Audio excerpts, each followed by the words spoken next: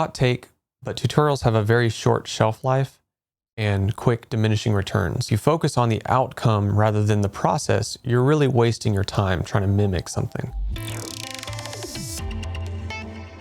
You need to focus down on each of the steps and think about what it is that you're gaining doing the steps, and are there alternatives to do the same process. There are ways to maximize your learning experience with tutorials and online courses, so make sure you bear a few of these things in mind as you go through them.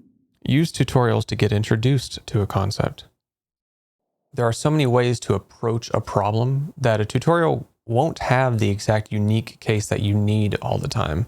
So really abstract away what it is that is being talked about and imagine how many different approaches exist to tackle the same problem. Trying to come up with different angles will really get you in the habit of exploring more around the software and techniques. Mess with settings at every step.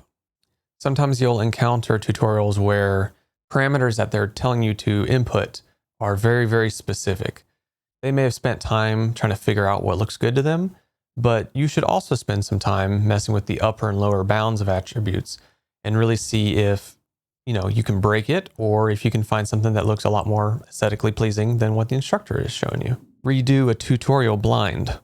When I say this, don't try to replicate the exact tutorial and all the values.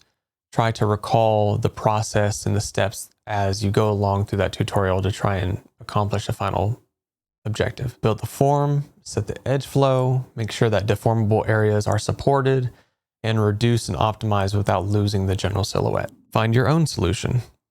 This becomes easier the more experience you have, of course.